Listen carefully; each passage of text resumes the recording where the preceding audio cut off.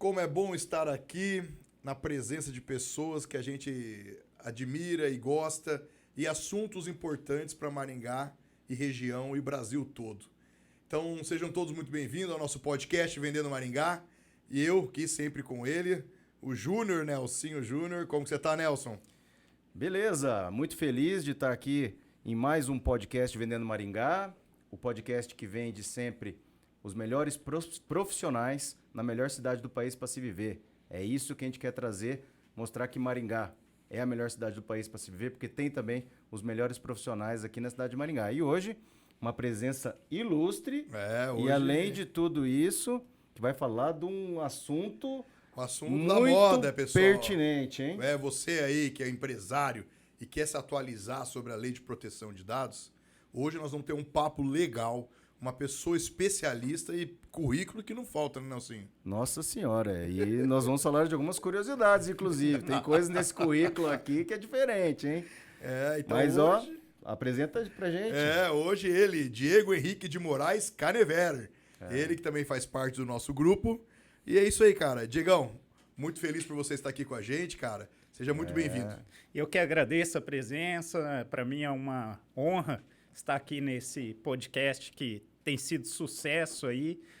Todos nós temos acompanhado esse sucesso e vamos contribuir um pouco aqui com esses dois gênios aqui da... Aqui a gente tenta, né, Nelson? Vixe, a gente foi esforçado. Esforçado nós somos, viu? E somos tinhosos também. Empurrando. Nós somos tinhosos, nós somos teimosos. Persistente, a gente erra, mas continua. Mas é o seguinte, é importante a gente salientar a atividade, né, da Canever Sociedade de Advocacia, né?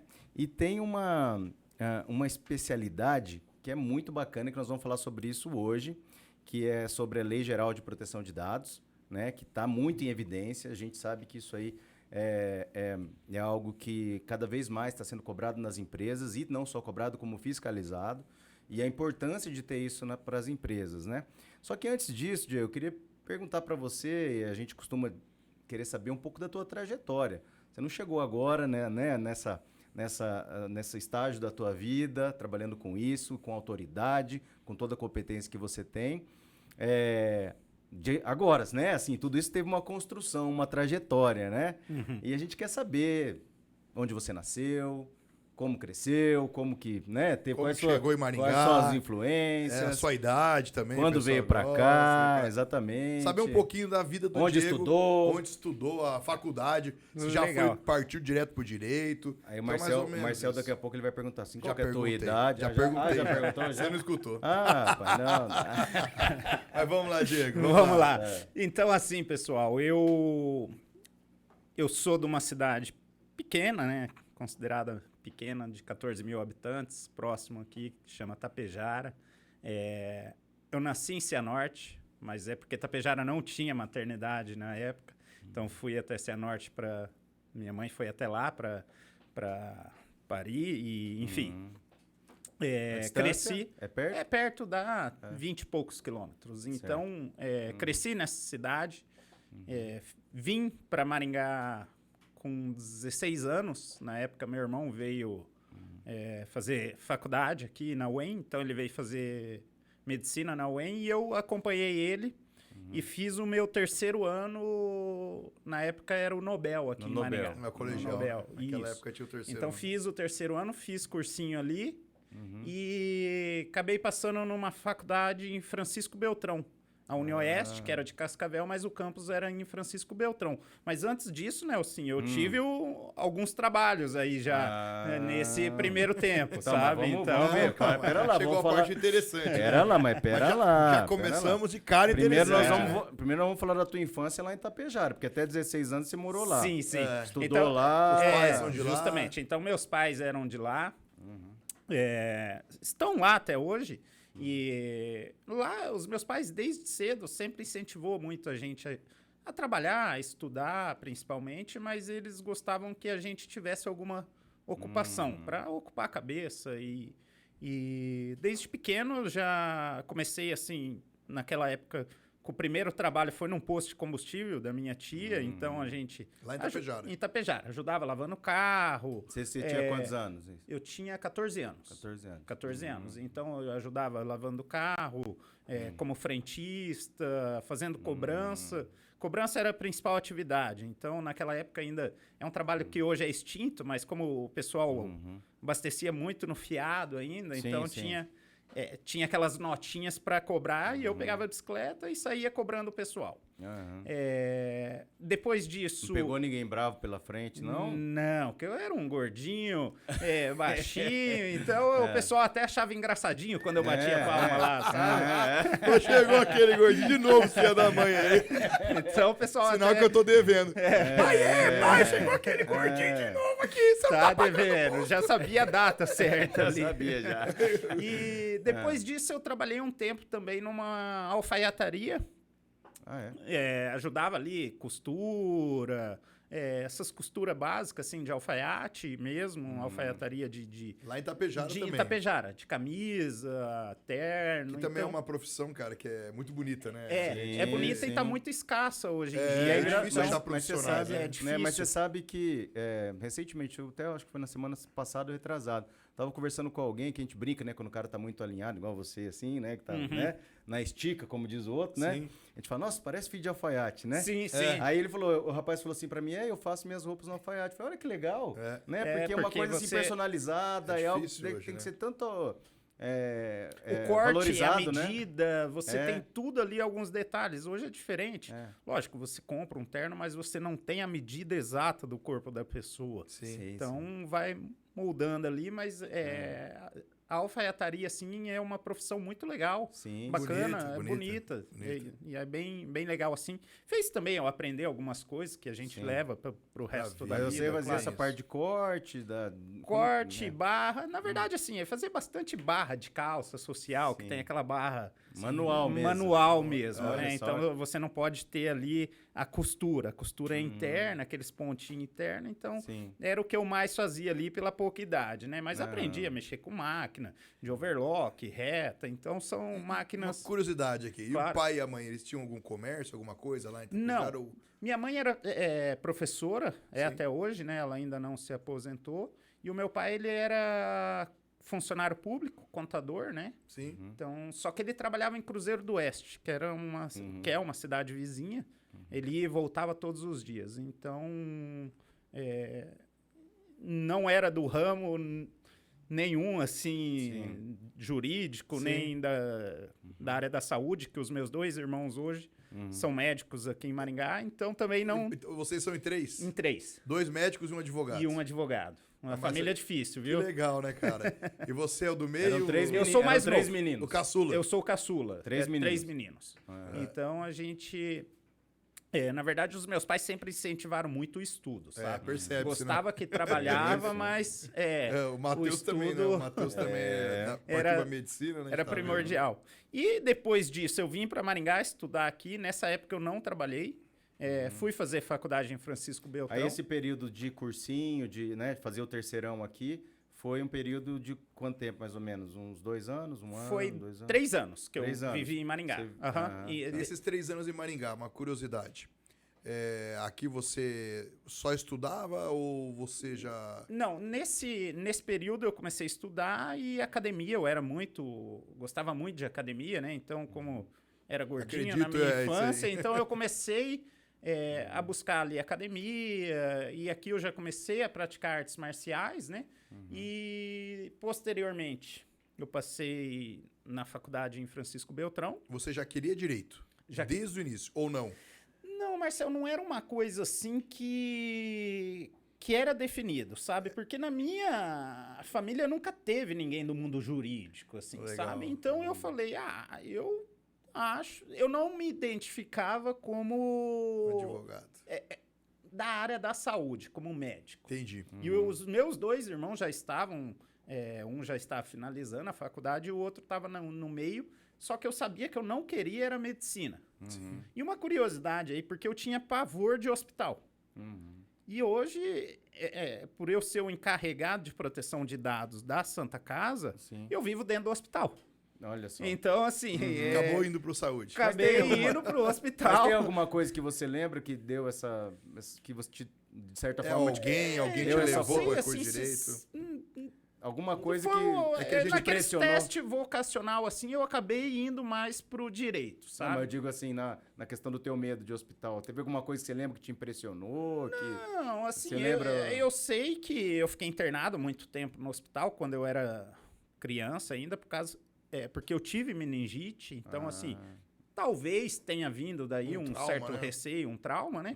Mas não que eu me recorde, assim, sabe? Então, é isso que eu tinha afastado. Mas depois disso, fui pro direito, falei, não vou pra área da saúde. Mas hoje, por ironia do destino, acabo estando cliente, com né? frequência. Tenho vários clientes aí que são área da saúde. da área da saúde e acabo tendo muito esse contato. Isso estando já tá dentro do melhor hospital. resolvido pra Não, você isso aí já foi resolvido, já, sabe? Então já tô... Já tá mais tranquilo. Eu não posso ir em UTI.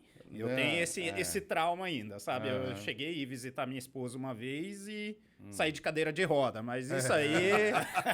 Injeção, então. Caiu a pressão. Baixou a ali, pressão? Mas tá tudo... Fora isso, o Ó, vem cá hospital ver tá sua resolvido. esposa, tá aqui da Superman. então- Ué, cadê o rapaz? Cadê o Eu rapaz? já tava na cadeira de roda e me tiraram de lá. Porque eu imagino, né? Porque ele tem uma filha, Ana Clara. Tem uma filha. Assistiu o parto. Assisti, mais ou menos, assim, sabe? Aquela fechada de olho, mas acabou assistindo. Tá certo, tá certo. Ô, Diego, falando, Vamos. então, ó, você estava em Maringá, ficou esse período, passou em Direito. Passei em No direito. início você foi passar na UniOeste, isso? Isso mesmo. Daí você passou lá em Francisco Beltrão, no Na curso de sede, Direito. na unidade de Francisco Beltrão. Na unidade. Unieste Que a UniOeste, ela é de Cascavel, né? A Universidade Estadual do Oeste, mas ela não tem direito em Cascavel. Ela tem direito em Interessante, Marechal, né? em Francisco Beltrão e Foz do Iguaçu. E daí eu tinha feito o vestibular para Francisco Beltrão. Fui para lá, não conhecia a cidade. É uma cidade excelente também de se viver. Não, e pelo jeito a cidade foi muito boa pra você, né? Foi excelente, mudou minha vida ali, né? Então, lá eu continuei a praticar artes marciais, então, e me desenvolvi muito ali. Você fazia Muay Thai? Muay Thai. Então, assim, eu peguei ponta preta no Muay Thai, né? E comecei a dar aula numa academia que tinha lá, meu professor Só pro pessoal entender. Ponta preta no Muay Thai é o quê? É o grau máximo. Grau máximo. O grau máximo. Ah. Ponta preta é o grau máximo. Eu vou abaixar a voz. Então, a gente acabou Isso dando aula. dentro da academia você conheceu o Muay Thai. Dentro da academia eu conheci o Muay Thai e comecei a praticar assim e desenvolver muito. Na verdade, a nossa academia ela era uma ramificação de Ponta Grossa.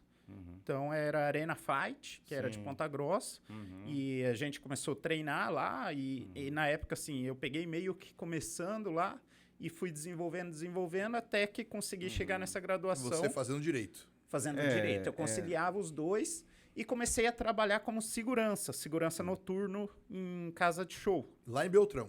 lá em Francisco Beltrão.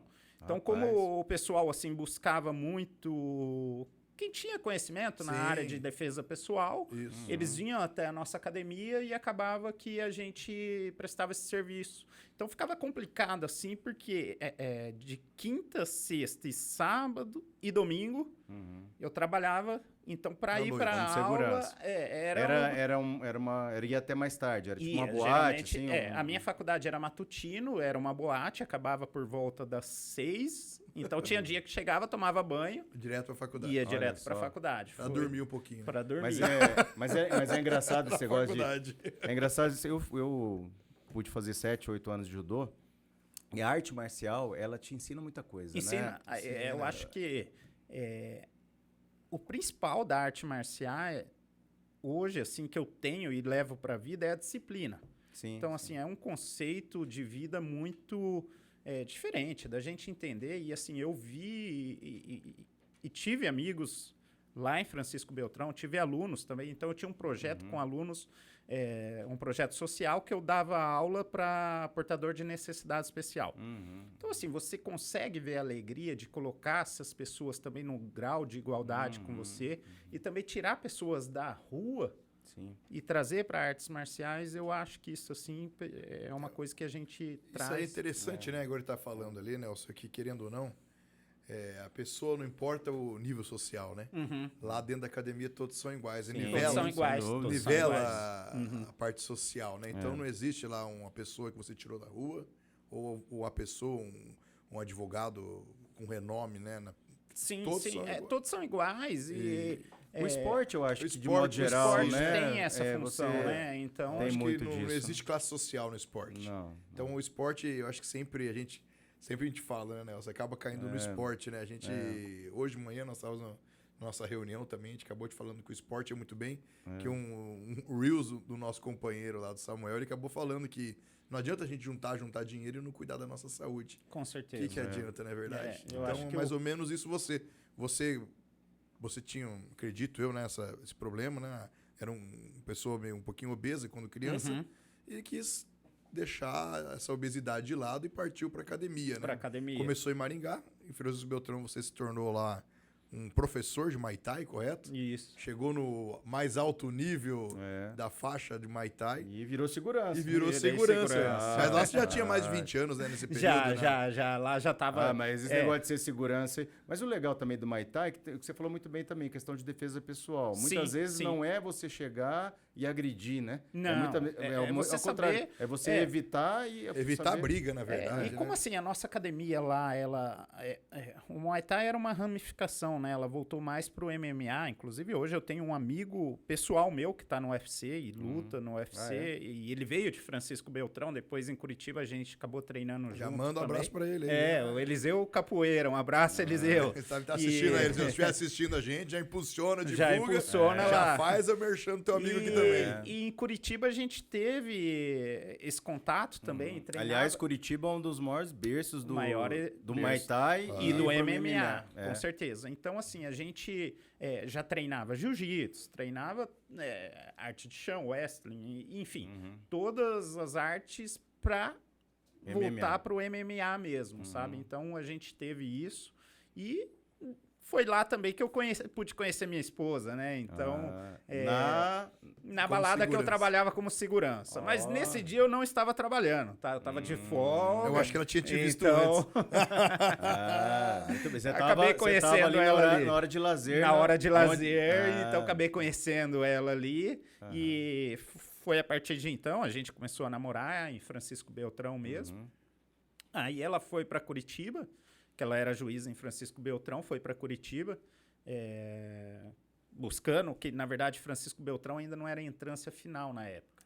Então ela foi buscar a entrância final em Curitiba. Eu me formei em Francisco Beltrão, fui para Curitiba também. Inicialmente eu pretendia concurso público e comecei a trabalhar no Ministério Público. Então trabalhei um tempo ali como assessor de promotor, mas... A curiosidade ali foi o seguinte, eu trabalhando como assessor, eu comecei a ver muito o aumento exponencial de inquéritos policiais sem resolução com crimes cibernéticos.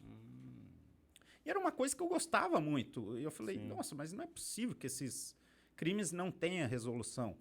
Eu falei, eu vou estudar mais a fundo para entender um pouco mais. E iniciei outra faculdade, que foi a Faculdade de Defesa Cibernética, Cyber Security, que eu tenho. E dei início a essa faculdade e vi que era uma área... Muito pouco explorada. Muito pouco explorada ainda no mundo jurídico. Porque talvez não tem estrutura hoje as próprias entidades, como o Ministério Público, polícia, é uma coisa eles nova, não né? têm estrutura Ainda ainda para investigação. né? Muito difícil, ainda hoje né? é difícil Ainda hoje é muito difícil. Legislar então, sobre assim, isso, né? justamente. Então, eu falei assim, eu vou começar a advogar nessa área, porque não se tinha ainda advogado na área de direito digital. E também ali eu tive o primeiro contato com a GDPR, que é o Regulamento Geral de Proteção de Dados Europeu. Ainda não se falava em Lei Geral de Proteção de Dados no Brasil. Lá já tinha, aqui ainda não. Só que, assim, foi uma coisa que me chamou muita atenção. Eu falei, nossa, hoje, se a gente parar para pensar qual que é o tesouro, as empresas mais valiosas do mundo são empresas que trabalham com tecnologia e processam dados. Sim. Google, E dependem, né, Apple, disso. né? Facebook, Apple, Microsoft, Amazon, eu falei... Todos vinculados eu vou- à rede social, né? Tudo, Falei, eu né? vou partir para essa área. E foi então que eu comecei a me dedicar mais nessa área de digital. Fiz outra pós-graduação, aí já conciliando, já tinha 2 outras Ô, pós, Diego, né? você tá falando da dificuldade, cara. Na hora que quando a gente... Você passou para um micro currículo teu, né, pra gente, né, Nelson? Aham. Eu fiquei curioso. Falei, cara, ele se graduou em Defesa Cibernética e Cybersecurity. Lá em Curitiba, né? Isso. E essa graduação, ela também era uma coisa nova, né? Porque eu, particularmente, também Até sou hoje formado em ninguém, Direito, né? ninguém sabe muito bem essa existe graduação, essa se existe graduação? ou não. Ela é uma graduação, inclusive, um pouco mais curta do que o normal. Ela é 2 anos e meio, tá? Então são 5 semestres. Você fez 2 anos e meio dessa Graduação de defesa Na cibernética. Estácio, né? Na Estácio. Então, assim... É uma coisa nova, é uma pra coisa mim nova. mesmo, Na que eu falei pra verdade, você. assim, É que eu Marcelo, sou também um pouquinho velho, já tô para 20 anos de formado em Direito, então a gente já fala, poxa vida, mas será? Como mudou? Igual você falou, né? Aham. Quando você começou a estudar, não existia a lei de proteção de dados no Brasil. Sim. Existia na Europa, provavelmente nos Estados Unidos, né? Mas aqui no Brasil ainda não existia. Mas, e ela não ingressou era, agora. Mas ela né? era mais voltada assim, ela muito não é uma graduação jurídica, na verdade, né? Ela é uma graduação que hoje, até assim, eu costumo explicar para as pessoas que não entendem, você faz um curso que você estuda a parte, como que o hacker faz para invadir, para você saber fazer o sistema inverso, que é uma proteção, é uma Achar defesa. teu IP, né? Lá que você fala. Isso, justamente. Você faz uma defesa. É lógico, dentro dela existe também na grade Esse que é disciplinas jurídicas, tá? Que é a disciplina de direito digital, de direitos humanos. Então, a gente tem ali dentro da grade algumas disciplinas jurídicas, Voltado. mas as disciplinas num todo são Gerais. disciplinas voltadas para a área de TI. Então, assim, linguagem cibernética, Sim. desenvolver Mas software. legal, né, cara? Antes, Parabéns, mas né? assim, mas eu acho que antes, se eu não me engano, assim, até pelo momento, pela época, né, que tinha já alguma coisa na Europa que você falou, Sim. né, eu acho que ele é um pouco mais voltado, menos do sequestro de dados e mais, assim, de segredo industrial ou tentar roubar esses dados mais sigilosos de cada empresa. Também, Nelson, também. Então, assim, a gente hoje, na verdade, essa disciplina, ela surgiu ali com o intuito de se criar software para as empresas, para a proteção da empresa, sim. tá? Hoje ela tem um ramo um pouco mais amplo, um pouco que é essa de fazer a proteção, né? Mas o intuito dela no início foi assim, você desenvolver um software para proteção mesmo do de software, empresas. né? Para ninguém Isso. invadir esse software que você está vendendo. Eu consegui conciliar as duas, assim, muito bem, sabe? Principalmente por conta da Lei Geral de Proteção de Dados. Porque hoje, quando a gente fala em Lei Geral de Proteção de Dados, é lógico, daí eu fui estudar mais a fundo, fiz uma pós-graduação em Lei Geral de Proteção de Dados, tive outras 2 pós-graduação em processo civil, fiz uma qualificação também em DPO, né, que é a figura do encarregado de proteção de dados. A qualificação em data, né? Então, assim, fiz essa qualificação e fiz também um MBA em Cybersecurity. Então, Cybercrimes, né? e Cybercrimes. Era. Então, Isso aí, todas essas pós e essas MBA você fez lá em Curitiba? não. Essa última, que foi a qualificação em proteção de dados... DPO. Isso, em DPO. Essa aí eu fiz na Office Bloom, que é uma academia de São Paulo, tá? Então, eu fiz com eles. Esse foi o mais recente que você fez agora. Foi. Então, ele foi em 2021 Certo. que eu fiz. Então, ano uma passado. qualificação ali com eles. Mas foi em São Paulo, é uma semana de qualificação que a gente faz. E hoje estou aplicando na prática, né? Então, eu vejo, assim, muitos colegas aí também que já estão se especializando e estão entrando nessa área também. É uma área nova, eu acho que tem campo para todo mundo, né? É uma área interessante demais, né, Nelson? A gente começa a ver, querendo ou não, quase todas as empresas que trabalham com qualificação de dados, né? Então, quem tem dados das pessoas acabam sendo meio que obrigado hoje a ter essa proteção de dados. Então, a gente tem que se adequar. Então, acho que você vai poder falar com mais segurança nessa parte da... Nós vimos aqui agora a qualificação que você tem, que rapaz, eu, sem brincadeira, achei muito legal. Igual você falou, Marcel, eu fiz uma graduação que não tem nada a ver com a parte jurídica, mas eu tive curiosidade. Então, para quem é um exemplo, igual você falou, formado em Direito e fez essa graduação em Defesa. A maioria, eu tenho certeza que deve fazer essa graduação, deve ser pessoas formadas até em TI, né? Em TI. Então, porque a pessoa ela tem essa curiosidade de fazer esse curso de defesa. E você não, você agregou o direito a isso daí. Sim, na verdade, assim, hoje, o que eu vejo, assim, da proteção de dados, a gente pensa muito nessa área tecnológica, né? Não se limita e não se resume a isso. Depois até vou mencionar um exemplo para vocês. O que acontece? A parte de TI colabora muito com a proteção de dados. Sim. Porque hoje existe, sim, muitos dados estão no meio digital. Então, você entender como fazer uma proteção baseada em ISO 27000, enfim, saber como lidar com toda essa proteção de dados no mundo tecnológico, você se conversa muito bem.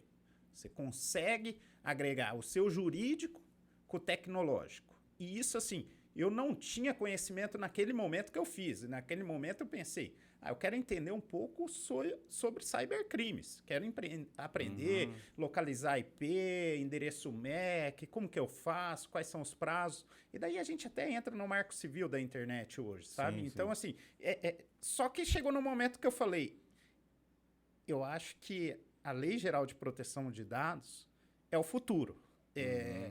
E é uma coisa que eu gosto, que eu consegui conciliar mais, porque hoje você aplicar numa empresa a Lei Geral de Proteção de Dados não é só jurídico. Sim. A gente não pode simplesmente limitar as situações jurídicas de fazer uma política de privacidade ou ajustar uns contratos. É muito mais que isso. Sim. É você entender como que está o fluxo dessa empresa, é você ver ali dentro como que os dados são processados, quais são os processos que esses dados chegam, quem tem acesso a esses dados, como que está, essa pessoa é autorizada, não é?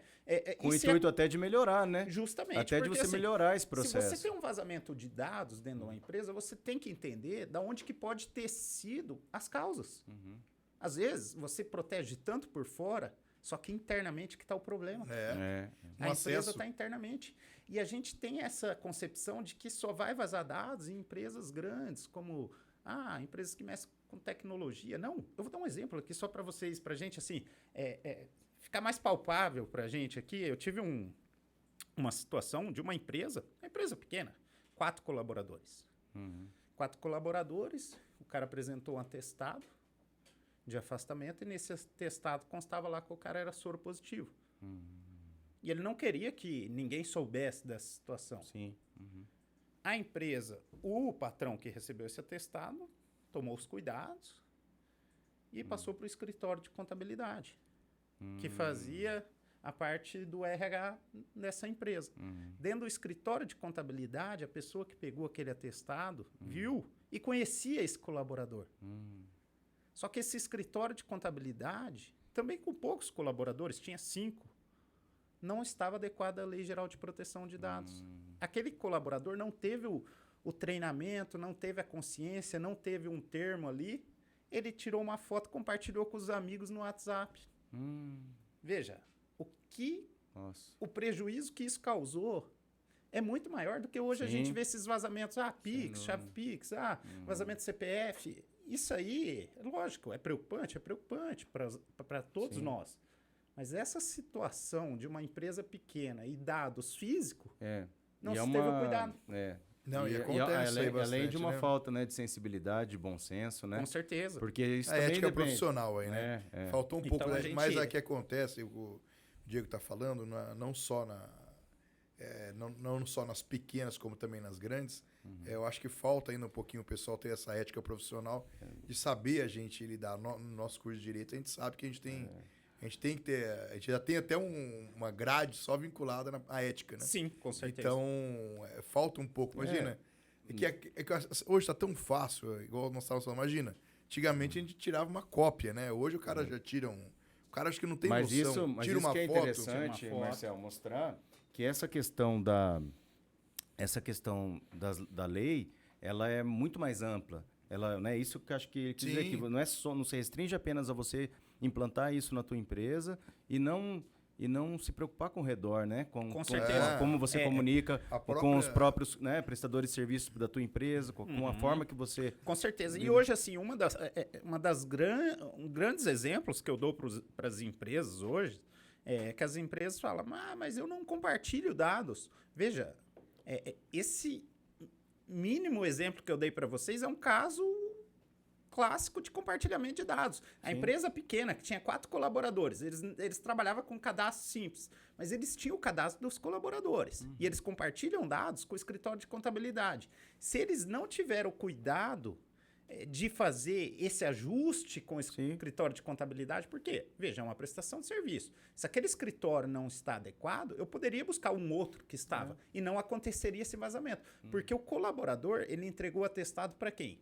Para o patrão. Sim.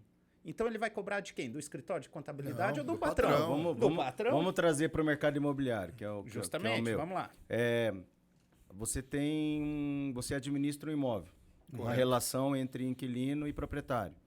E aí, em determinado momento, o próprio funcionário ele fala que já não consegue resolver por ali e fala, resolve direto com o proprietário, então, e passa um telefone do proprietário para o inquilino entrar. Isso pode dar uma complicação, um negócio que...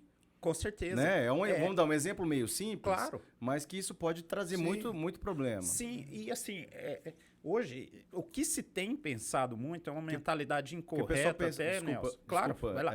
É que o pessoal pensa muito, às vezes, que é só tecnologia, internet, tal, mas os dados, ele pode muito bem ser vazado de forma analógica, por um papel que fica... Perfeito, uma foto, e né, essa é a preocupação da lei. A lei, ela não se preocupa e se limita ao digital. Ela preocupa com todos os dados. Inclusive, ela é muito clara nesse sentido.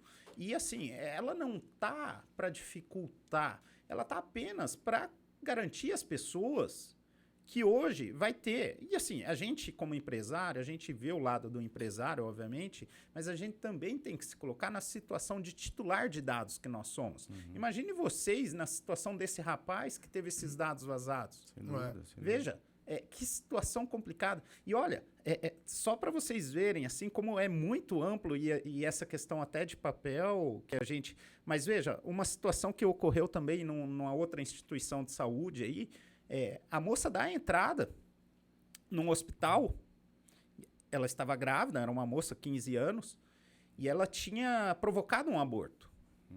Então, quando ela dá a entrada nesse hospital, passa ali uma auxiliar de enfermagem do lado, que não estava na linha de tratamento dessa moça, vê que conhece a mãe dessa moça, chega lá e olha o prontuário dessa moça, no acesso que ela tinha. Ela verifica o prontuário dessa moça e viu que ela perdeu a criança. Pega o telefone e liga para a mãe da moça.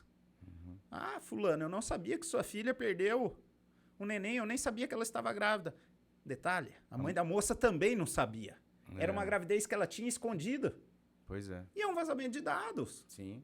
Tão grave que não poderia acontecer. São situações que hoje, dentro de uma empresa, a gente tem que trabalhar, desde limitação de acesso. Mas eu acho que hoje, pela facilidade do celular hoje, acho que aumentou demais. E tem se tornado muito difícil a gente trabalhar, eu acho que a internet em si, né? Não só as redes sociais, né? O celular, o WhatsApp, vamos dizer assim, mas acho que a internet em si, principalmente começou a acontecer um processo muito de massificação de compra de dados, de e-mail, né? Uma coisa assim que começou a ficar muito assim, banalizaram demais, né? Filmar um acidente na estrada, entendeu? Acho que até, poxa vida, né? Você, querendo ou não, você expõe a família, expõe as pessoas. Com certeza. Então acho que a gente tem que pensar bem na hora que tá lá, em vez de as pessoas estão deixando de ajudar o próximo para poder ficar filmando um acidente numa rodovia, não é verdade? Justamente. Mas o cara não tem nem noção que esse vídeo que você está fazendo pode ser compartilhado por milhões de pessoas. Por exemplo, vamos dar um exemplo que acho que todo mundo está vivendo agora, recente. Quantas pessoas, às vezes, te ligam por dia de telefonia... Telemarketing. Telemarketing. Então, é uma coisa assim... Cara, é chato, né? Justamente, é uma coisa que incomoda, que todos nós, se não tivesse... E o que acontece? E esse exemplo eu dou... Eu tenho citado muito nos treinamentos que eu faço, Nelson, no seguinte sentido. Hoje, se... A consciência do brasileiro ainda não é da proteção de dados. Por quê? Por que essa lei veio da Europa? Só para a gente entender um pouco do contexto dessa lei, Nelson e Marcel. Na Europa, surge a proteção de dados porque eles viveram na pele. Eles sentiram. O que acontece? Hitler, Segunda Guerra Mundial, Hitler começa a exterminar judeus. Como que Hitler sabe quem era judeu ou não? Em determinado momento, as pessoas passaram para o governo informações que revelavam a religião dela e aonde que ela morava. Sim. O que Hitler fez? Pegou essas informações e utilizou para uma finalidade indevida. Sim. O que o europeu passa a questionar após a Segunda Guerra? Meu Deus, se a minha religião me matou centenas de milhares de pessoas, eu não vou ficar passando informações assim. O que acontece no Brasil? Hoje a gente não tem essa consciência de passar informações, que as nossas informações podem revelar muito sobre nós. Veja, uma farmácia hoje. Todos nós costumamos passar o CPF na farmácia. Sim. Sim. Qual que é a grande consequência disso hoje? Se você hoje joga num algoritmo o seu CPF em todo o histórico de compra que você faz, e isso aconteceu no Brasil, numa rede de farmácia em Brasília, eles faziam o seguinte, eles monetizavam essa informação da seguinte forma. Olha, o Diego consome determinado medicamento para dor de cabeça num consumo excessivo. O que isso pode indicar? Que o Diego, ou ele tem uma dor de cabeça crônica, ou ele tem determinado tumor na cabeça, alguma coisa nesse sentido, porque o consumo dele é excessivo. Ou até que ele tem uma tendência para alguma coisa que isso pode influenciar justamente alguma doença pré-existente. Sim. Aí eles pegavam essas informações e de uma forma irregular comercializavam essa informação com o plano de saúde. O que o plano de saúde fazia? O Diego ia lá contratar o plano de saúde e o plano de saúde falava, não é interessante pra gente, porque você vai dar prejuízo. Ou é interessante, mas vou cobrar mais. Que loucura, porque assim, se a gente pensar hoje, o que eu ia fazer? Eu não ia passar meu CPF na farmácia ou eu ia falar para essa rede de farmácia, olha, se vocês estão monetizando, criando valor sobre essa informação, eu quero minha porcentagem. E veja que a gente não tem essa consciência de questionar, de perguntar por que vocês utilizam essa ou essa informação. E a Lei Geral de Proteção de Dados, ela vem para isso. Só que o detalhe é que o brasileiro ainda não teve esse processo de conscientização. A hora que Mas isso é engraçado. tiver... Parece que as pessoas, elas ainda confiam muito umas nas outras. Sim. Veja bem, a gente vem de um histórico que antes de você ter, vamos dizer, internet, o que você fazia com o teu telefone? Você colocava numa lista telefônica. Então, se alguém sabia onde você morava, tava tudo ali, o teu nome, onde você morava, mas por que meu telefone estava lá? Porque a gente não tinha como se comunicar, né, como um celular, alguma coisa assim. Se precisasse falar com você, tinha que procurar na lista. Só que a gente divulgava, um negócio público. O teu telefone, a não ser quem realmente não queria, né, que às vezes tinha um cargo como, às vezes, um juiz ou alguma coisa assim, que não, prefiro não ter meu telefone divulgado. Claro. Mas era a fonte. Claro. Então, toda a cidade inteira, você falava, divulgar. Quero conversar com o Marcel. Via lá, sabia o nome inteiro do Marcel, sabia o endereço dele.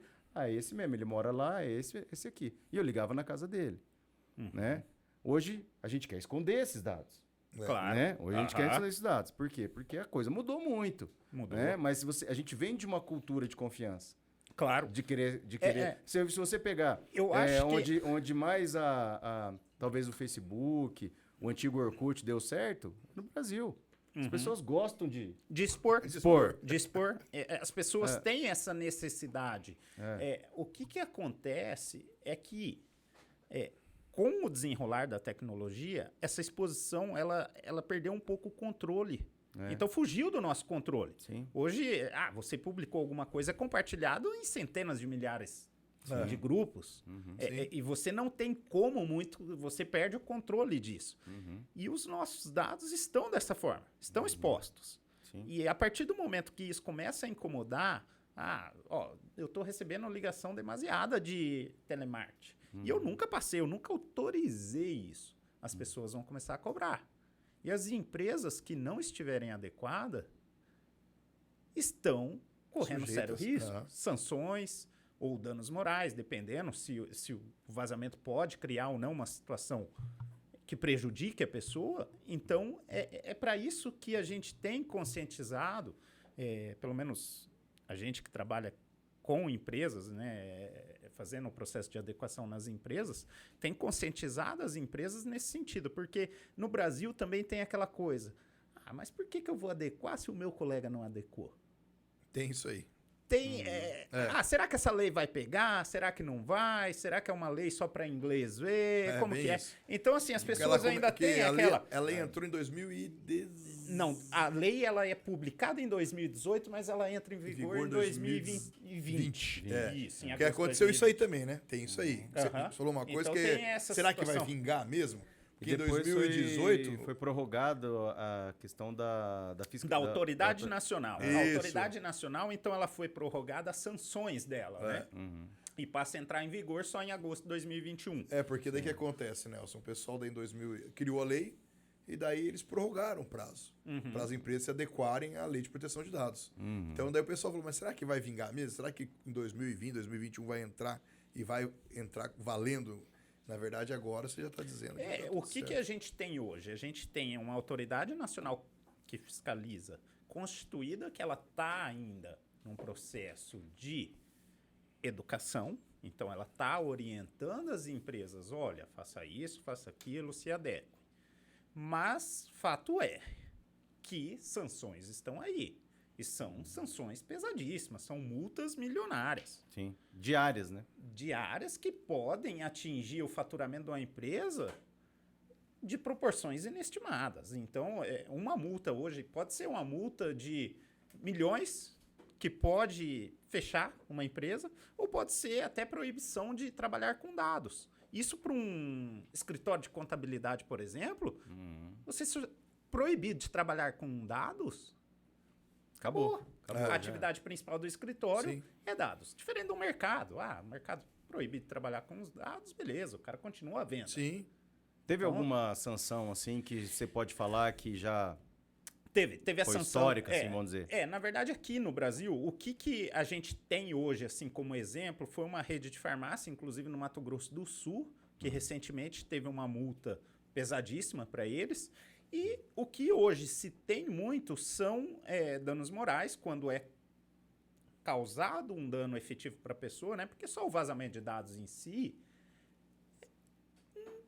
eu vou ter que demonstrar que houve um dano. Nesse caso que eu citei o exemplo, tanto do rapaz que teve ali a exposição dos dados dele, o exame, que era soro positivo, ou da moça que escondeu essa situação da mulher, isso causou um dano para eles. Então também eles podem buscar sanções no judiciário, além das multas administrativas. Isso aí já tem bastante. Então, assim, situações como essa.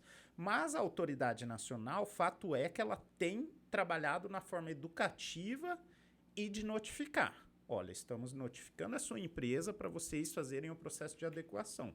Se vocês não estiverem adequados, a próxima é uma multa. Acredito, bem sinceramente, pela experiência que eu estou tendo, que ano que vem as multas vão vir forte, tá? Então, eu não acho que ainda porque a gente sabe que o Brasil ele tem uma realidade muito diferente do que a Europa, principalmente empresas e custo para as empresas, porque não adianta a gente falar que tem um custo de implementação, sim. Tem um trabalho de um profissional que vai ter que implementar, às vezes vai ter um trabalho ou outro de proteção de dados mesmo que você vai ter que fazer dentro da empresa. Então, é uma coisa que as empresas não estão esperando, ainda mais assim, retornando de uma pandemia, de uma crise financeira que a gente está vivendo, de uma inflação. Não é o que as empresas querem investir, não é o que você tinha colocado ali no lápis. Mas tem que se pensar também que é um investimento. Sim. É um investimento. Sim. E isso, para a reputação das empresas hoje... mas a gente, infelizmente, a gente sabe como é que são as coisas, né? Infelizmente, as pessoas às vezes só dão valor quando sentem no bolso, né? Bate água na bunda, né? Porque então, assim, porque eu acho que a gente tem muito dessa coisa, assim, de entender o processo, fazer as pessoas compreenderem o processo, que é bom para a empresa, independentemente de multar. Mas as pessoas, infelizmente, só vão conseguir entender a partir do momento que realmente valor, né? começar essa cobrança. Foi o que aconteceu, talvez, com o cinto de segurança. Sim. Foi o que aconteceu com outras coisas que, enquanto as pessoas não entenderam que realmente ia sobrar pro bolso, não começaram a aplicar. O cinto de segurança é uma coisa interessante, Não que eu né? não sou uma pessoa de forma nenhuma negativa nesse sentido. Eu acho que é importante e eu acho que todo mundo tem que começar a se adequar. Já deveria ter começado a se adequar. É. Mas, a gente conhecendo a sociedade brasileira como a gente conhece, a gente sabe que isso é mais ou menos o caminho que isso vai seguir. Sim. Ô, sim. Diego, você estava falando que acho que todas as empresas devem aderir à adequação da lei. E aqui você começa, lá no nosso grupo, lá na tua apresentação, você começa como ocorre a adequação da empresa na lei de proteção de dados. E daí aqui você fala, né, do mapeamento, é isso? Isso Vai aí. me corrigindo. Isso aí. É isso aí. Na verdade, assim, Marcel, a gente trabalha fazendo... É meio complicado para as empresas, às vezes, entender o que é isso. Como que eu vou fazer esse processo de adequação? Então, assim, é óbvio que empresas são diferentes, têm uns processos diferentes de dados. Pegamos uma empresa hoje, um hospital. Qual é o fluxo de dados dentro do hospital? Como que é feito esse processo dentro do hospital? A gente pode chegar dentro do hospital como um visitante. A gente pode chegar dentro do hospital como um paciente. As informações que eu coleto do visitante são diferentes do paciente. E como são o fluxo? O hospital pode compartilhar essas informações? Depende. Se eu entro lá com um plano, o hospital tem que compartilhar. Senão ele não recebe. Senão ele não consegue te dar o tratamento. Então, assim, são situações e situações. Agora, o hospital não pode pegar suas informações simplesmente e vender para uma empresa de marketing de plano.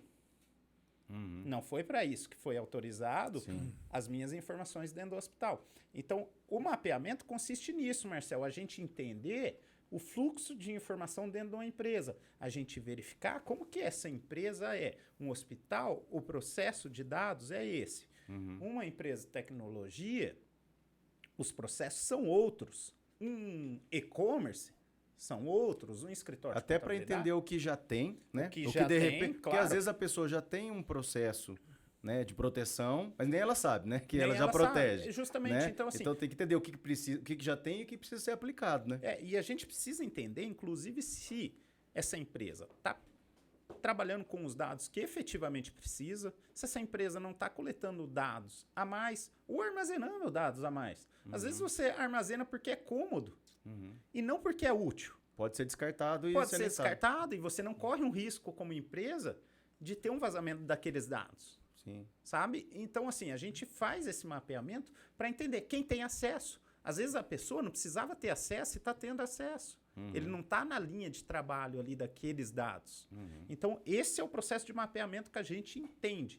Todo o fluxo de dados dentro de uma É empresa. como se fosse um diagnóstico. um diagnóstico. É um diagnóstico. Justamente. É isso mesmo, Nelson. Porque aqui ele coloca, né, o mapeamento da homepage, da identidade de PO, né?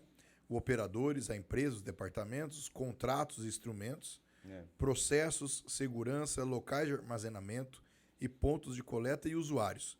Então, esse mapeamento você faz todo da empresa. Toda a empresa, toda a empresa. Por que a gente tem que analisar assim num sentido amplo, Marcel? Porque justamente às vezes a empresa ela tem uma homepage que ela coleta informações. Às vezes tem uma empresa que vende lead. Trabalha ali, eu vou vender lead. Clica aqui no lead e ali ele está coletando informações. Por quê? Porque esse lead vem para um banco de dados dele que ele vai estabelecer contato com a pessoa. Sim, um Então, e-mail, né? é uma entrada de informações. A gente tem que ver todos os pontos de entrada e saída. Operadores. O que é operadores? Operadores pode ser, eu armazeno meus dados numa nuvem. Essa nuvem é um operador. Por quê? Porque ele está armazenando os dados que são meus. Se eu quero tirar dessa nuvem, eu tiro e mando para outra. Sim. Os dados são meus. E qual que é o grau de acesso, né? Qual é o grau Qual de é o grau de acesso? acesso? Porque às vezes a pessoa tem um acesso a um cliente, por exemplo, mas ela não tem todas as informações daquele cliente. Ela só tem aquela informação pertinente ao cargo dela. Justamente. Aquilo que ela só pode saber até uma parte para ela entrar em contato e tudo, mas toda aquela informação mais confidencial às vezes é só num outro grau dentro da Justamente. empresa. Isso fica muito visível quando a gente pega assim a empresa do ramo da saúde, um consultório, uma clínica médica. A secretária, ela não pode ter o mesmo nível de acesso ao prontuário que o médico tem. Porque assim, não, todas as profissões são importantes, obviamente, mas o médico, ele teve a formação hoje que a gente tem no jurídico de ética, isso também é trabalhado muito e levado muito a sério na medicina. Então, assim, ele teve o preparo diferente do que a secretária não teve. Então, cada um dentro da sua função, a gente coloca os níveis de acesso. Sim. Então, limita. Se não tá, tem que fazer dessa forma. Então, é assim que a gente começa a trabalhar dentro de uma empresa. Mas eu acho que tem que ser assim, sabia? Não só. Acho que em qualquer outra empresa é limitar esse acesso. É igual você tá falando. É até engraçado, né? A pessoa vai lá, faz um exame, deixa. Tá aqui meu exame, deixa com a secretária. A secretária tem algumas curiosas. Fala, nossa, você tá com um problema, hein? Tá mal. Olha, tá mal, hein? Morrendo, hein? Daí o cara já começa a morrer. E acontece Abaixa muito, a pressão, né? A secretária já dá o diagnóstico antes do médico, Sim. né? Sim. Daí você sai morrendo. Ai, meu Deus do céu, tô com um negócio, eu vou morrer. Ai, quantos dias de vida eu tenho? Daí você liga pro médico e fala, não, meu amigo, você não tem nada. Quem te passou essa informação aí tá equivocado. Daí você fala, ai, meu Deus, foi tua secretária, meu amigo. O cara já olha assim, ela já olha pro teu exame. Ei, você não tem, mas vai ter. Não, e justamente o que as empresas hoje... Imagina, imagina uma pessoa falando que ela não tem essa orientação, fala uma coisa equivocada para uma pessoa que é depressiva. Mas por exemplo... O cara vai lá na ponte lá e pronto. Veja, Não é verdade? existem situações até de pós-expediente. Né? Por exemplo, alguém que atende o telefone e que passa alguma informação que nem é pertinente a ela, mas atendeu o telefone após às 18 horas. Foi embora, né? E ela não está preparada às vezes. E assim, o que tem que se entender muito, levar muito a sério nas empresas, é que os dados, eles não são das empresas. Eles são das pessoas.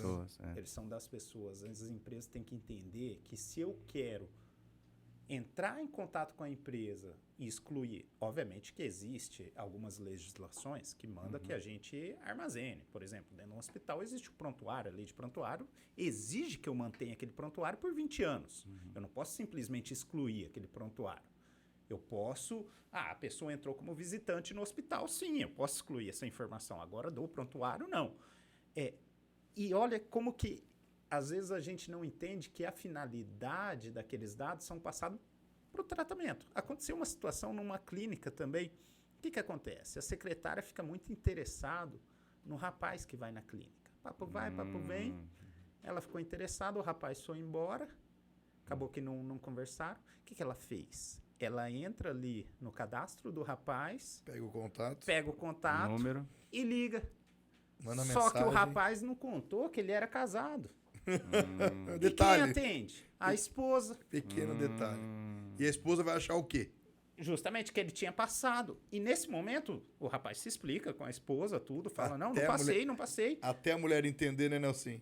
Mas veja a situação que se cria ali. O que esse rapaz fez? Ajuizou uma ação contra essa clínica. Sim. Porque utilizou os dados dele de uma forma indevida. Sem dúvida. E a clínica que também não tem uma funcionária preparada acaba pagando o pato. Ô, Diego, mas me fala uma coisa, cara. Porque você acabou fazendo, né, o curso também, né, para quem quer programar e tal. Nesse processo todo que você faz, existe também softwares, existe também formas que você indica de proteção, de certa forma. Hoje a gente sabe muito dessa questão de sequestro de dados, né? Hoje tem novos crimes, né? Sim. Novos crimes aí. Nesse teu trabalho, inclui isso também? Como que é isso? Na verdade, assim, Nelson, o que eu procuro trabalhar, tá? Como eu já disse, o processo de adequação já se torna um processo por si só oneroso para as empresas. Então, eu procuro trabalhar dentro da realidade da empresa. Sim. Por isso que até é feito um estudo inicial da empresa, esse diagnóstico, para a gente ver como que está a mitigação de risco. A gente trabalha com um processo que é diminuir o risco de vazamento. Sim. Porque eu que venho e fiz essa faculdade também, uma das certezas que a gente tem além da morte é que nenhuma informação está 100% segura. Tá? Então, assim, por mais que a gente hoje tenha um software de segurança, a gente invista muito em segurança da informação, tecnologia, não dá para você garantir 100% de segurança para qualquer empresa que seja, tá? Então, você não consegue garantir. O que a gente faz é trabalhar com mitigação de risco. Então, primeiro, a gente tenta trabalhar dentro da realidade da empresa. Obviamente, se aquela empresa tem dados sensíveis ou muito vulneráveis e não está de acordo com a proteção que deveria dar, a gente indica, a gente trabalha. Eu, hoje, não voltei a atenção para essa área de desenvolver software, mas a gente trabalha com softwares parceiro que faz toda essa proteção, inclusive em tempo real hoje. Existe software que já faz isso, constata qualquer anomalia na rede ou qualquer vazamento mesmo de fora para dentro quanto de dentro para fora. Às vezes o cara conecta um e-mail pessoal dentro da empresa e está mandando informações para fora. Então o software ele já detecta ali na rede que está saindo informações de dentro da empresa e já congela isso. Então existe, tá? Mas são softwares muito caros para se aplicar em empresas que não têm um poder aquisitivo muito grande, tá? Então a gente sabe que tem, mas a gente tenta trabalhar dentro da empresa. Às vezes, vamos investir num antivírus, um firewall de segurança que não seja tão oneroso para a empresa. Então a gente tenta trabalhar com treinamentos das pessoas, com diminuição de risco, limitação de acesso, para a gente diminuir esse risco de vazamento. Óbvio que isso não garante e nem vai garantir uma segurança para a empresa, mas a empresa vai estar respaldada em situações, olha, eu fiz o que estava ao meu alcance. Mas isso gera algum tipo de registro? Vamos dizer assim, vamos dizer que tem uma fiscalização na empresa e você fez o treinamento com as pessoas, então as pessoas estão devidamente treinadas, foi comprovada uma eficácia nesse treinamento. Certo. Existe alguma coisa que gera esse registro? Mas isso foi mesmo? Mas o que a gente faz? Quando a gente faz esse mapeamento, a gente começa a fazer um inventário de tudo isso, tá? E vai descrevendo isso num relatório, que chama Relatório de Proteção de Impactos, tá? Esse relatório, ele contém tudo o que é feito para mitigar risco. O que a empresa... Então, a gente leva em conta o impacto e a vulnerabilidade, a probabilidade de ocorrência e a criticidade dos dados. E a gente gera uma planilha ou um gráfico, tá? Com dashboard, tudo certinho para a empresa. Para a empresa, inclusive, para o empresário avaliar a sua empresa. Para ele falar, olha, minha empresa está vulnerável nesse ponto, nesse processo, nesse setor. Eu vou manter ou eu vou investir? Eu vou assumir esse risco? Eu vou pagar para ver? Ou eu vou investir em segurança da informação aqui? Então, quando a gente vai fazendo esse processo, o treinamento, ele é um processo de diminuir risco. Porque um colaborador treinado, ele me dá uma certa segurança do que um colaborador que não foi treinado. Certo? Então, assim, eu aplicar medidas dentro da empresa é diminuir esse risco. E isso sim vai dentro de um relatório de proteção de impacto. Se hoje a autoridade nacional me notifica, olha, Diego, a sua empresa, eu quero saber o que vocês têm aí que fizeram para proteção de dados. O primeiro documento que vai me amparar vai ser esse. Vou mostrar para a autoridade nacional. Olha, aqui está o relatório de proteção de impacto e inventário de dados. É aqui que eles vão avaliar o que foi feito e o que não foi feito para eu diminuir ou não o risco. E o que isso me garante? Me garante uma diminuição, atenuação de multas, sanções, para ter mesmo uma advertência. Olha, Diego, você fez tudo que estava ao seu alcance, mas cuidado. Tente diminuir isso aqui e aquilo ali. Então, é dessa forma que a gente trabalha dentro das instituições, analisando o risco, a probabilidade de ocorrência.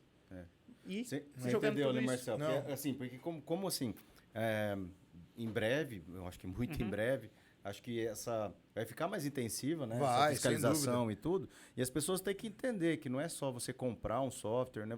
São várias práticas e vários registros que tem que ser transformado, inclusive. Né? Mas eu acho que mais do que isso, eu acho que as pessoas têm que comprar ideia também. Tem que comprar porque ideia. Isso tem que ser uma rotina, né? E veja, hoje, quando a gente pensa assim, fica uma coisa não muito palpável. A gente pensa assim, Diego, mas você vai falar para mim que uma autoridade nacional que foi constituída em Brasília vai vir fiscalizar minha empresa aqui em Maringá? A pessoa pensa, a mentalidade geralmente é essa. Não é essa a nossa preocupação. A preocupação é que, igual acontece com o Código de Defesa do Consumidor hoje, quem fiscaliza não é o PROCON. O PROCON, ele vem e te notifica. Mas quem fiscaliza é o consumidor. Na medida que as pessoas também criam consciência de que os dados delas são importantes, que aquela empresa está ou não tratando os dados dela de uma forma irregular, ela que vai fiscalizar. Sim. Bem isso. É ela que vai ter uma câmera e vai filmar se você está descartando os dados dela sensível num lixo comum. É. Então, ela vai denunciar a autoridade nacional, que daí vai te notificar. Sim. Sabe, situações como essas que vão ocorrer. Vai ter um período de conscientização De mesmo das conscientização. próprias pessoas. A própria fiscalização vai ser... As pessoas As que vão pessoas- fazer. Eu, como titular de dados, no momento que eu me senti desconfortável com ligações de telemarketing, eu vou falar, mas aonde vocês conseguiram meus dados? Sim. Eu nunca autorizei. Quem te passou, né? Quem te passou? É. Veja, no momento que todos começam a criar esse tipo de consciência, Esse hábito. É. para essa comercialização irregular de dados ou essa transferência irregular, tudo isso vai cessar. Sim. E a gente vai ter, sim, um processo de proteção muito maior. Ô, Diego, esse mapeamento, uma curiosidade aqui agora, Aham. né? Esse mapeamento, eu sei que eu sei que demora. Eu sei que você não faz esse mapeamento de um dia para o outro. Existe tudo um estudo, uma análise, tudo do que você falou, né? É uma análise geral da empresa, depende da pequena até grande empresa, igual hoje você trabalha junto aos hospitais, tudo. E se a pessoa quer, um exemplo, eu quero fazer esse mapeamento com você, a pessoa que está assistindo a gente agora. Isso aí é muito oneroso, não é? Ou você não cobra? Como que é feita essa Não. questão? Marcel, eu faço da seguinte forma, tá? A gente trabalha, lógico, até para mensurar valores, eu tenho que entender um pouco da realidade da empresa. A não ser que seja uma empresa já de um ramo que eu já tenha trabalhado, que eu tenha uma ideia mais ou menos do processo de dados interno. Mas o que eu faço em regra? Eu faço um mapeamento inicial, lógico, internamente com a empresa, você só tem acesso a partir do momento que você é contratado. Mas esse mapeamento superficial que a gente trabalha, que é um mapeamento macro, eu posso sentar com qualquer empresário, que ele vai mais ou menos me dar a noção dos processos ali dentro com perguntas simples e respostas simples. Isso aí eu faço e não tem valor nenhum para os empresários, até para eu entender a empresa e poder dar para ele um panorama da empresa dele, aonde ele tem ou não que se adequar. Porque o que acontece hoje? Muitos empresários, eles pensam que a minha empresa precisa fazer esse processo de adequação, é necessário. E talvez é uma empresa que trabalha apenas com pessoa jurídica, ou seja, eles comercializam apenas para pessoa jurídica e a lei não me exige isso. Ela não exige essa adequação para pessoa jurídica. Somente quando eu tenho dados de pessoa física. É lógico que tem o departamento pessoal dele, mas a adequação vai ser muito mais simples do que, às vezes, um e-commerce que trabalha com a comercialização de dados. O cara ali tem um banco de dados de 2, 3 milhões de dados. E ele capitaliza o tempo todo. Então é um processo muito mais oneroso. E às vezes o cara é uma empresa micro. Então é isso que a gente tem que entender. É como é o processamento de dados. E dessa forma, esse mapeamento macro, já consigo entender e abranger todo mundo. Então é bem tranquilo de se fazer esse macro. Eu pergunto porque muita gente quer, como é uma coisa nova, o pessoal até acaba assim, mas para que eu vou me adequar nisso daí? Então acho que não custa nada o empresário que está assistindo a gente, chegar no teu escritório e falar, Diego, eu preciso de uma análise da minha empresa, para a gente poder saber se eu vou utilizar ou não. Porque eu acho que o teu escritório de advocacia é mais uma preventiva. O cara tem que pensar nisso, né? Uma preventiva para não ocasionar isso daí eu pra acho mim. que, principalmente, o primeiro contato, principalmente, eu tive acesso até antes da pandemia, já com essas questões, né, da Lei de Proteção de Dados, mas foi muito importante para mim, para eu ter uma ideia, me orientar, né? Pelo menos uma orientação, entender, lógico, que eu trabalho, a minha empresa é muito sensível a isso, né? Porque a gente trabalha de forma direta com dados, e já também me preocupando com isso. Mas eu acho que é importante, pessoal, quem puder, que estiver assistindo a gente e quiser conversar com o Diego, eu tenho certeza que você já vai dar uma orientação, falar assim, realmente a tua empresa precisa fazer isso, fazer aquilo. Eu acho que você precisa prestar atenção nisso. Eu acho que essa orientação no primeiro momento já é muito importante, né, Diego? Com certeza, Nelson e Marcel. O que eu tenho visto, e tem assustado muito os empresários, são valores exorbitantes que eu tenho visto que estão cobrando. Tá? Eu não costumo trabalhar dessa forma, eu costumo onerar o meu trabalho e não o poder aquisitivo da empresa, tá? Eu acho que, assim, indiferente de qualquer coisa, você tem que onerar o seu trabalho, o seu estudo. Se é uma pequena empresa, mas vai me dar trabalho, olha, o meu custo de trabalho é esse. Agora, se é uma grande empresa e tem um lucro exorbitante, mas não vai me dar trabalho, por que eu vou ganhar em cima desse empresário? Sim.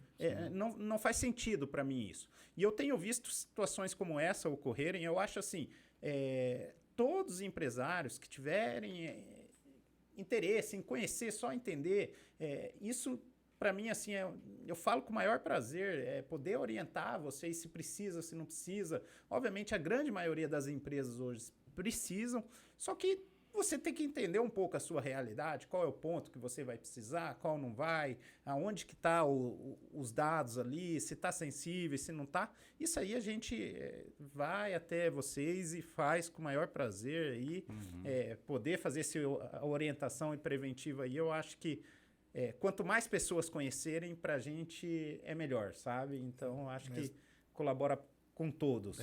Não, isso é sensacional. E tem alguma dica que você pode dar para essa pessoa que ela está assistindo a gente? Falar, poxa vida, se adequar ou alguma coisinha que você pode dar um gancho para ela poder lá te visitar também, para poder você dar essa orientação jurídica? Tem sim, Marcel. O que eu sempre costumo chamar a atenção de todos os empresários é o seguinte.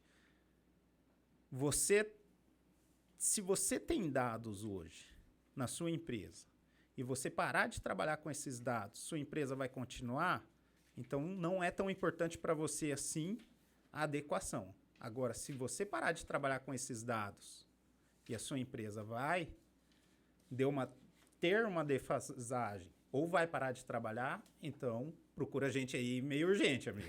Porque você trabalha com os dados.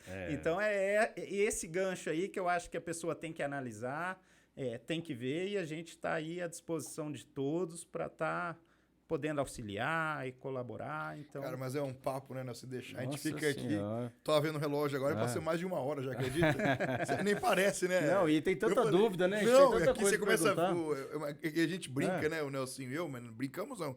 Mas é pura verdade que cada podcast nosso é uma aula, né, Nelson? Nossa senhora. Cara, é gostoso. Uma matéria nova que todos têm que se adequar, todos têm que saber. Não, e é bom a gente conversar com aí, gente que entende, né? Não, é gostoso, Entende, tem autoridade, entende bastante, né? Que você pegar aqui, igual ele estava falando de precificação de trabalho, ele estava... Pessoal, olha só, graduado em Direito, graduado em Defesa Cibernética, pós-graduado em Especialização, pós-graduado em Processo Civil, em 2 faculdades, enfim. Foi-se. Parou, né? No finalzinho. Ainda bem. Fica salvo? O que foi? Salva, né?